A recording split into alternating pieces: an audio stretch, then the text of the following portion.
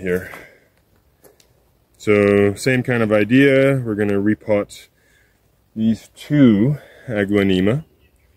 So this is a tip cutting, meaning that the top of the plant had been taken off and rooted. This is why it's got the nice foliage coming up here. But this one here was a stem cutting. So you can see where the stem was here.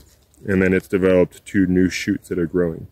So we'll pot this one together with a tip cutting to give a fuller plant. As these ones grow, they'll provide nice foliage at the base of the pot, whereas the top growth cutting will then continue growing upwards and stuff like that. So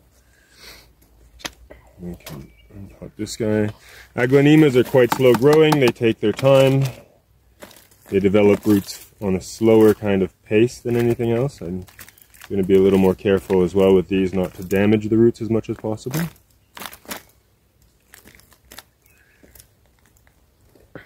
And then that can be put in onto the side here.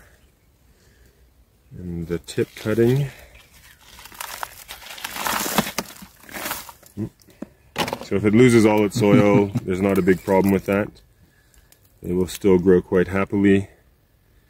And it'll actually make potting it a little more. I'll just put some soil in there to then provide a little bit of a higher vantage point.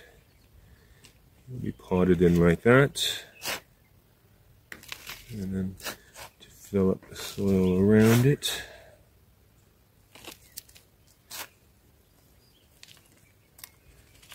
Shake it to level out the soil.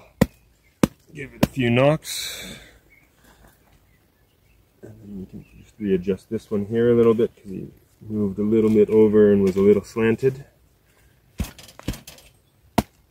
But there we go, we've got a nicely repotted Agleonema.